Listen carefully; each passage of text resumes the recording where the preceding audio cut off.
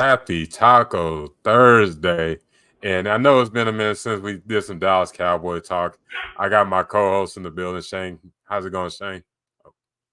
It's going good. It's been a busy one for me. I don't want to get too bogged up into the details, but my time has been used, to say the least. I get you, bro. So before we start the show, we got to show love to our sponsor, and that's SeatGeek. Life's an event. We have tickets, concert, games, shows, and more. Use promo code all capital letters tacos touchdowns and get $20 off your first purchase. SeatGeek, a ticket for every fan. And you know football season's coming up, and you need to get those tickets. You can get that $20 off and help you out. So we got a Help good us help you. Use the promo code. yeah, absolutely. So, our first topic of the day is Ceedee Lamb did not report to Oxnard. I don't think anybody's surprised about that. He wants to get that extension. So, what is your thoughts on Ceedee Lamb holding out this week? Not surprised, and I think it's the right move. I mean, the reality is that this is on the Cowboys at this point because they could have easily got this done earlier if they wanted to, but they prefer to, as they like to say, let the tea leaves fall.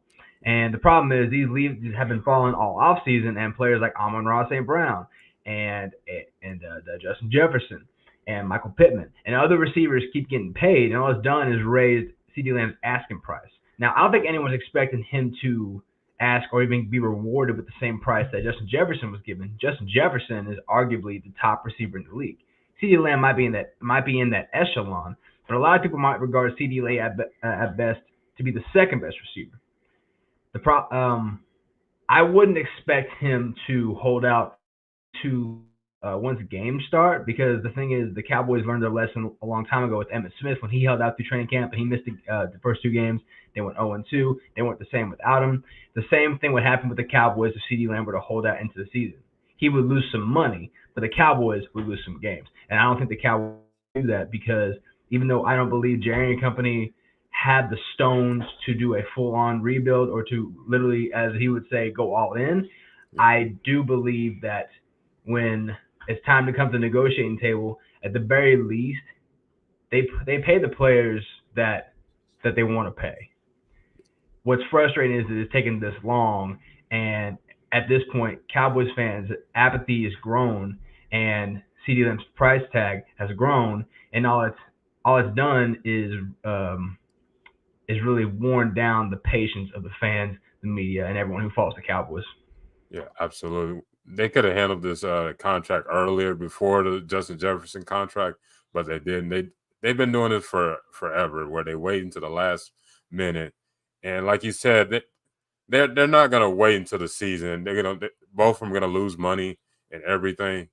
But do you think this contract will happen like maybe next week or maybe possibly this weekend? I don't think it'll be held out that long. I expect it to happen sometime in training camp. I don't know when exactly. If we remember right, Zach Martin missed I think the first five practices of Yeah, training camp, and then the Cowboys saw just not only like how much he meant, but just what their offensive line would look like without him. Wouldn't have the same kind of power, kind of effect. Zach Martin, by the way, this could be his last season if you believe his reports. But I believe that his contract will get done first. I believe the Cowboys seem a little bit more, despite what reports say, more urgent to get his done than Dak's. I I agree. believe that reports say that contract talks have stalled, this, that, and the other. The problem is if you look through the reports and you look through the people we talked to, because for those that know, you and I both know people who cover the Cowboys in person, so we get a lot of our information from them. And so what we can do is we can take what they say and what they've done in the past and we pick up the pattern. And the patterns show that even though the media say contract talks have stalled, that more often than not is a report that's put out there really as a negotiation tactic. So I don't necessarily believe all the reports. Not that the reports are false in terms of the reporters reporting them. I'm saying that the information they put out there might be skewed a little bit just in terms of to favor either Jerry Jones and the Cowboys or CeeDee Lamb or Dak or whoever it is at the negotiating table. Because when you look at it, the big three are going to get signed. So CD's probably is going to be first, then Dak, and then next But we year hope probably. we hope all three get signed. Yeah, At this point, I've become very pessimistic as a Cowboys fan over the years. So I know you and I have picked up on the patterns over the years. So we hope they get signed.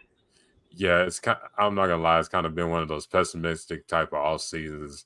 It's just you looking for a string of hope, but it's kind of like, dang, could we have did something earlier instead of doing nothing in this whole off season, basically? Absolutely, they could have done anything. And this was one of the most apathetic off seasons that I remember as a Cowboys fan in a long time, just because we've seen the Cowboys before have successful seasons, and they do something as a result of it after the fact, whether it's like they regain draft picks or they trade for somebody or whatever it is.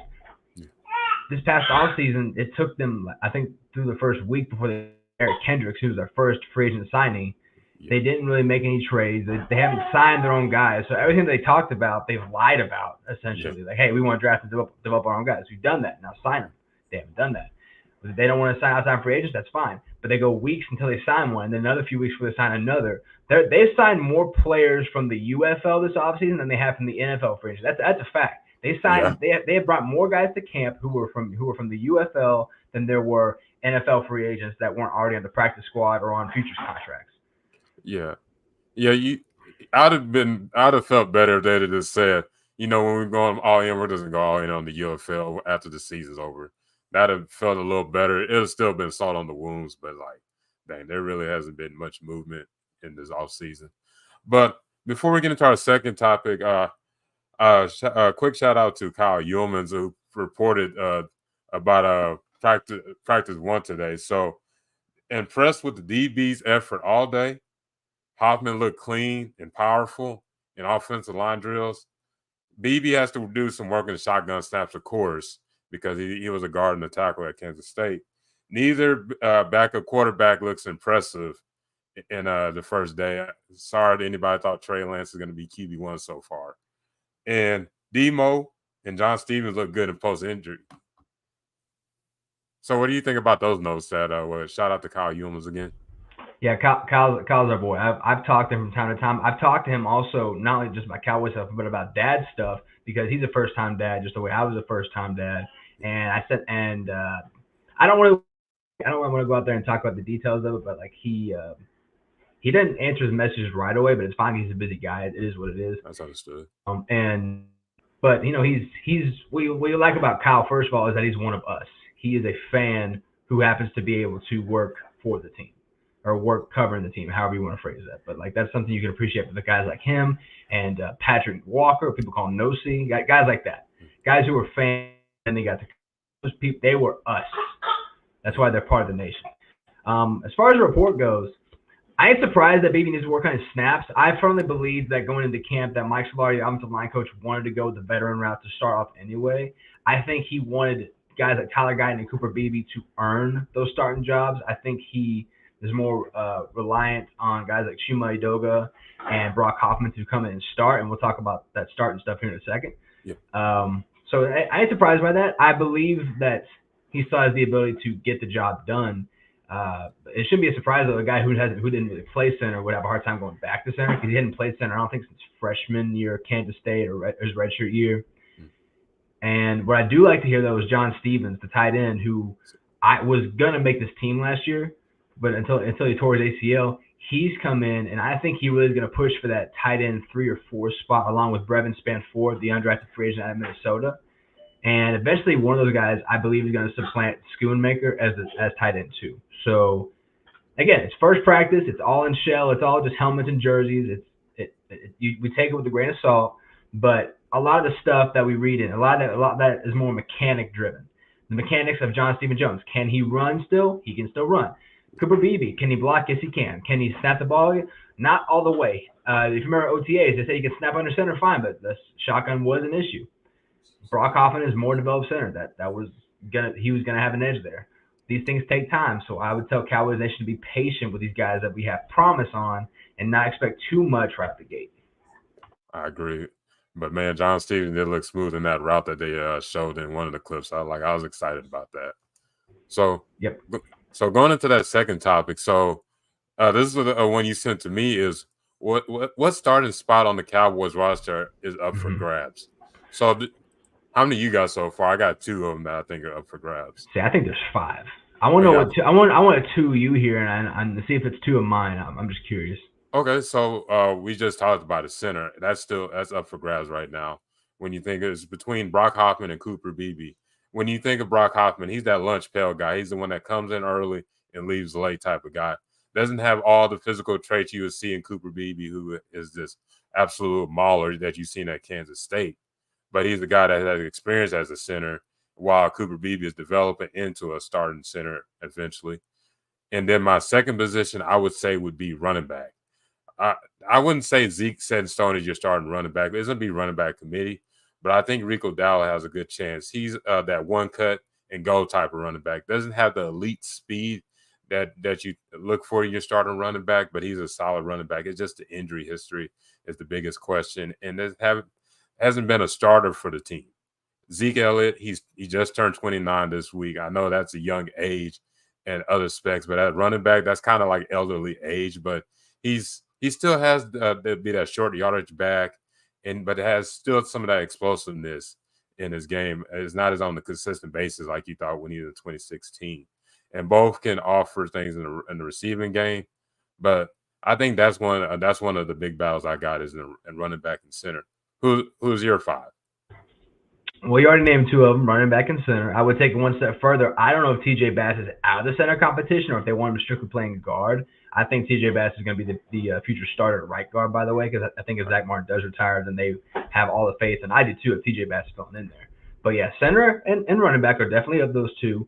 The other three, left tackle, just because right now Chuma Edoga is your starter, and that Miami game that he started, he put a bad taste in my mouth. But if Tyler Guyton ain't ready, he ain't ready. The other spot is nose tackle, just because I'm not 100% sure if Mozzie's ready to go. I understand he put weight back on. I don't know what his technique looks like. He was slow getting off the ball a lot last year, and in college he was overcompensated because he was so much more powerful than anybody else. It ain't working that way in the NFL, so he's got to work on that get off. And the fifth spot people are kind of forgetting is that third linebacker spot. So once you have Eric Kendricks and I would assume DeMarvion Overshown as your starting Mike and Will, when they run a three linebacker set, is your starting Sam going to be either the rookie Maris Leofau, or is Damone Clark, the veteran, going to come in and play his natural position as an inside linebacker on the outside? Is he coming in, or is he just damaged goods? Is he too light to play the position? I believe that third linebacker spot is up for grabs. So those are the five, and I'm serious, five actual starting spots that I believe don't have a set starter yet. Yeah, I don't know why I forgot about that third linebacker spot. Still kind of stuck on the Dan Quinn where you have two linebackers, but I know Zim runs with three linebackers. So we can get into our third topic, and that's are there anything else you want to touch into up for grabs or anything? Well, there's a lot of backup and role player spots up for grabs, but we're talking about starter positions. Let's let Camp kind of like sell out the role positions for that.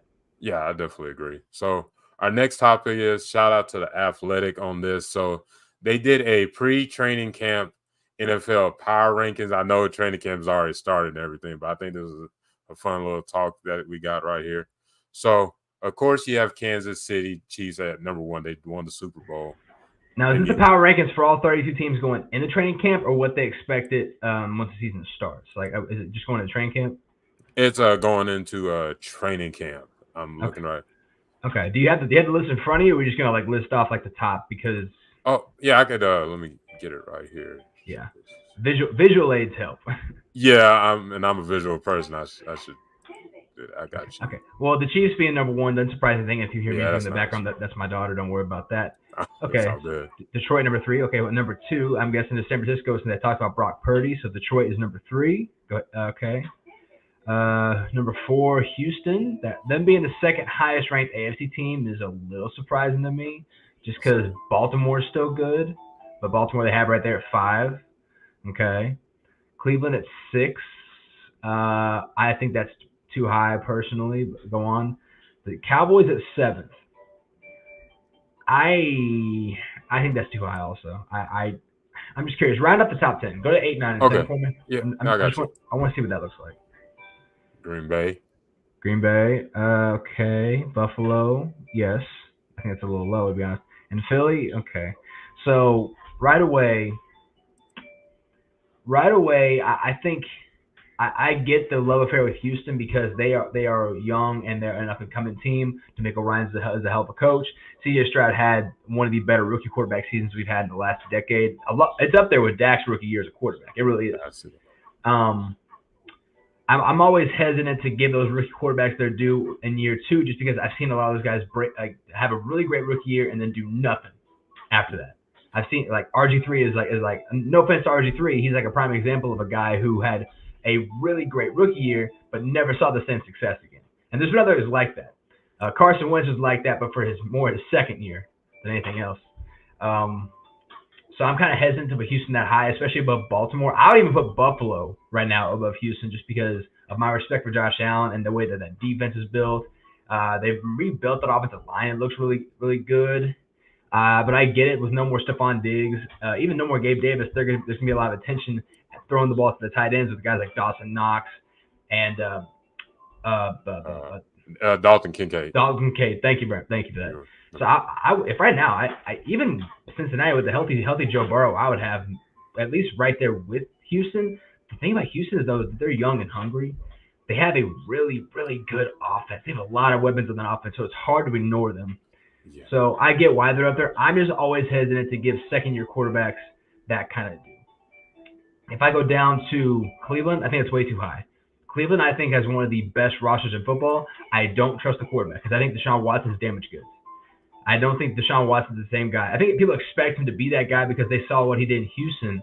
And the problem is when you have these quarterbacks, and every analyst does this. If he can get back to his 2016 form, of course, if he could turn the clock back 7 years on his body, sure. But football game is just as much a mental as it is a physical game. And I don't think Deshaun has that it factor anymore. I really don't. I only saw it a few times last year where he had it, but then once he did, he would get hurt. He would miss games. Joe Flacco was the better quarterback option for them, and he's backing up Anthony Richardson in Indy. Dallas being number 7, I'm kind of mixed on because I do believe, and you can interrupt me anytime you want to. Yeah. I do believe that Dallas has, on paper, one of the 10 best rosters. I just don't know if they've done enough to improve. I think they ignored too much on this roster to improve on. I think they ignored the running back position. I think they're playing way too loose with these contracts, even Coach McCarthy's contract. I don't know why Jerry and company would rather these contracts expire rather than get rid of it, rather than like moving on a year ahead of time. He did the same thing with Jason Garrett multiple times. He did the same thing with Jason Garrett multiple times. And the mentality it just ain't there for the Cowboys either. I guess I'm okay with that one.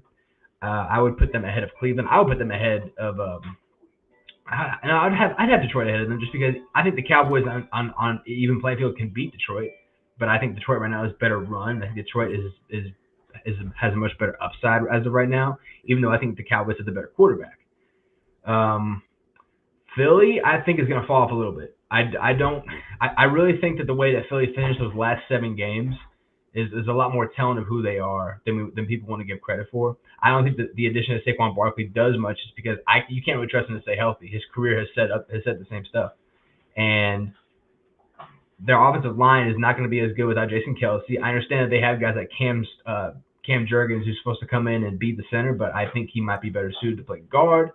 That's some big shoes to fill when it comes to Jason Kelce. I think the Packers – people I think are jumping on the Packers bandwagon because they beat the living hell out of the Cowboys. I'm not ready to crown Jordan Love just yet just because the way he played at San Francisco was bad. They were in that game just because it was kind of a sloppy football game to start off the first half, and then Jordan Love threw a bad interception to lose the game. I'm not ready to put them up that high either. Because they weren't a team that you were – last year they weren't up there, right?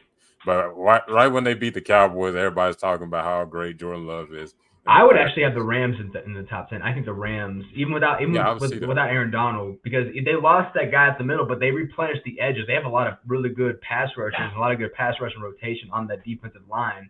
Matt Stafford is still one of the better quarterbacks in the league, and the additions of Puka Nacua, and you would assume a healthy Cooper Kupp. They've rebuilt their offensive line, and Kyron Williams has become one of the best running backs in the league. Why are the Rams not in the top 10? Let me see where they got the Rams at. It has to be at 11. There's no way. Yeah, it can't be no. Yeah, they got him at 11. They I would. yeah. See, I would put them ahead. I don't think Philly's at top 10. One sec. Oh, you're good. My daughter's trying to mess some stuff in the background. Oh, no worries. So one of the things I want to talk about is like I don't have the Texans up there that high because they had 1 year that they had a really good year, and I know CJ Stroud had a really good year, but my biggest worry with that is could he have that sophomore slump? That you see quarterbacks that have really good years. You brought up one RG3, a little different scenario when it comes to that because the uh, uh it's just overall that setup when he was there was not good at all.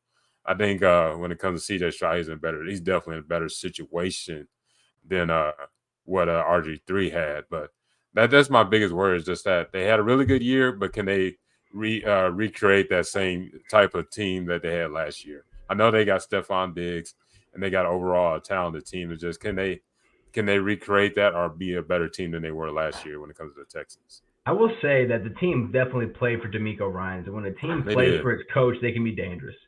I think in terms of the AFC, they are the team that's on the rise.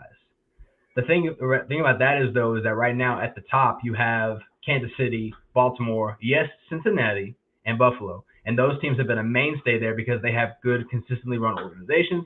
They have good quarterbacks, and they have pretty much a stranglehold on their divisions. And I understand Cincinnati and Baltimore play in the same division, but both their quarterbacks have had injury issues in the past as well. Lamar Jackson always seemed to get hurt towards the end of the regular season, which Yeah. affected their playoff hopes. Joe Burrow, I believe, and I hate to use this term, I do, if healthy, is the second best quarterback in the NFL, maybe third, depending on how you feel about Josh Allen. I maintain that. So I still have a lot more belief in those four franchises in the AFC before I touch Houston. Even though Houston, I believe, is the franchise on the rise. Yeah, they have experience being in the playoffs and they show consistency being in the playoffs. But when it comes to the Cowboys, I would have to have them in that maybe the ninth or 10th slot because just due to the fact that the lack of things they did this all season, and other teams gotten better. I don't know where you have the Well, Cowboys. let's figure this out. Would you have? We'll go down the list in the top 10. All right. Okay. Would you have the Chiefs or the Cowboys ranked higher? Oh, the Chiefs. Okay. Would you have the Cowboys or the Niners ranked higher? Yeah. Yeah. What? Which one would Yeah, you have higher? I would have the Niners higher. Okay. Would you think the Cowboys or the Lions would be ranked higher? That's the one where I'm kind of right now. I'll go with the Lions. I would go with the Lions too. Yeah. Fourth was the Texans. I would have the Texans ahead of the Cowboys. Yeah. I still think Dak. I would take Dak over CJ Stroud right now, even though I think CJ Stroud's on his way. I think the Texans right now are the better built, better run team right now. I would have Houston ahead. I don't know if I have them 4, but I'd have them ahead of the Cowboys. I have Baltimore ahead of the Cowboys too. What about you? Sorry. Yeah, I have the Baltimore over there. I don't have Cleveland ahead of the Cowboys. I don't trust Deshaun Watson, and the quarterback is always the make or break. Yeah, that's one. The Browns, they're not above the Cowboys. Okay. Okay, that's the Cowboys. Green Bay. What about Green Bay? I know they beat us, but I just don't have them above us yet. I don't either. And it's crazy because like they cooked the Cowboys. Matt LaFleur cooked the Cowboys. He really did. I just don't know if what we saw last year was a blip type season or if that's just who they are. If that's who they are, then the Packers are going to be a team to worry about once again with a different quarterback. Going from Brett Favre to Aaron Rodgers to potentially Jordan Love as that guy is something to be studied. That's 30 years of consistently good quarterback play. I would have Buffalo ahead of the Cowboys. Yeah, I would. I would have. Oh no, I was going to say they're going to be a more of a physical type of offense this year. Oh yeah, they might lead the league in rushing. I would have the Cowboys ahead of the Eagles. Again, I don't think the Eagles should be a top 10 team. I don't believe so. I would switch the Eagles for the Rams in that case. I actually think I would put the Rams. I think the Cowboys would beat the Rams, but I think the Rams I would rank ahead of the Cowboys. Maybe. Maybe. Yeah, I would have to. That's a team I want to see actually play. But I would I agree with you. I have the Rams ahead of the Eagles. I'm just curious to. Yeah, go down the list a little bit more until we get to like okay now we're getting past like the top team. Miami. Miami, I think, is kind of on par with the Cowboys, to be honest. Everyone's overhyping the Jets.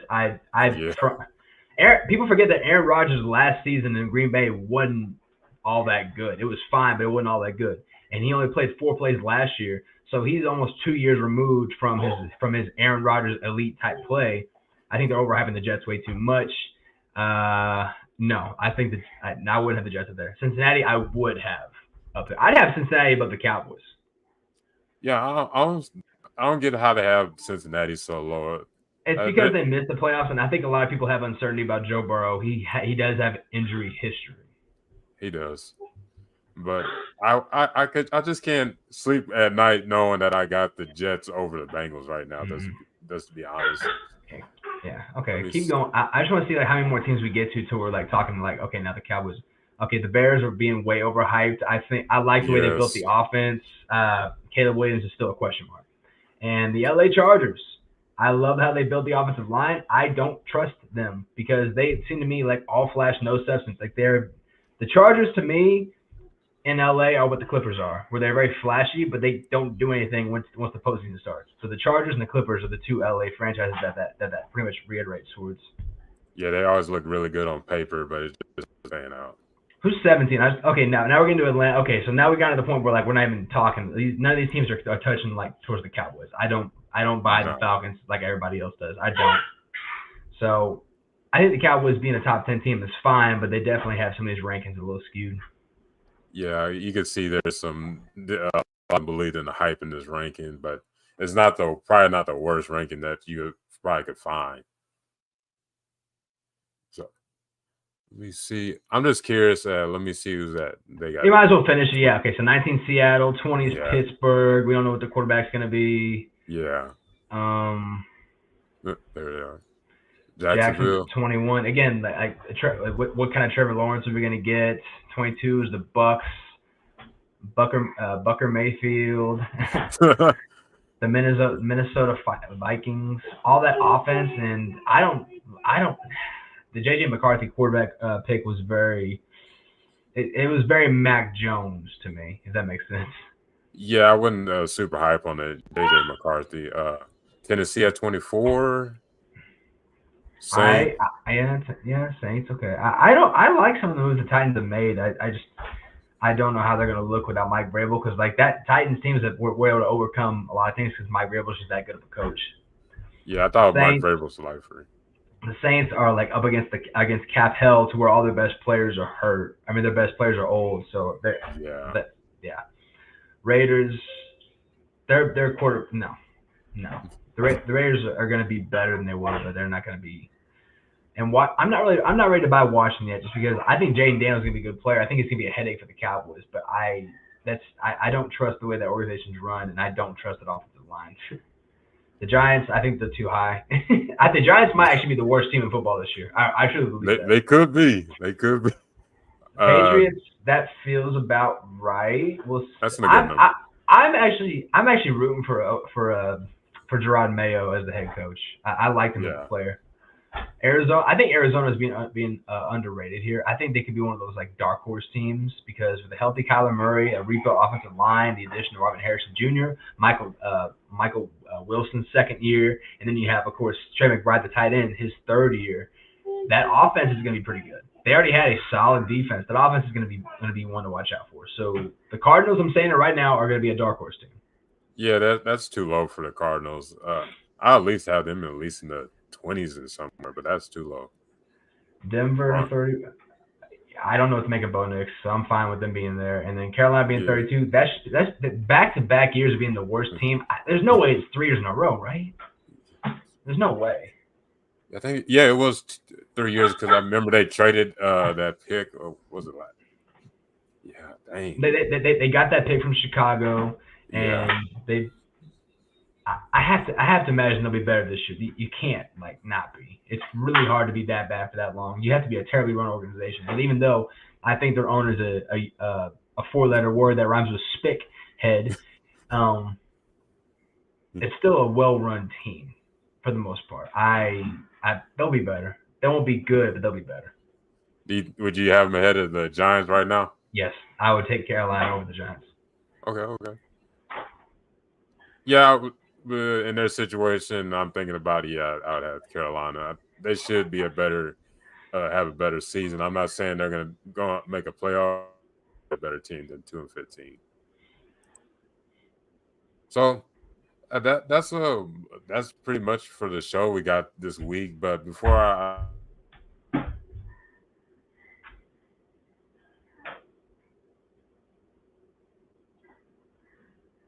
think we lost, I lost you for a second. Yeah, you're good. No, I've just been super busy. I started up with I've been working for the numbers. That's taking up a lot of time. I still have my radio duties. I'm trying to put out more shows for Believe Network, and in the coming weeks, you're gonna have you're gonna continue your little college road show, and you're gonna be taking it to Lubbock, Texas, Oh and yeah, I'll be able to talk some Red Raiders for that one. So that's gonna be fun. oh yeah, absolutely. And speaking of college road trip, we're going to Austin on Tuesday. But we're gonna our last but not least, we're going to Lubbock.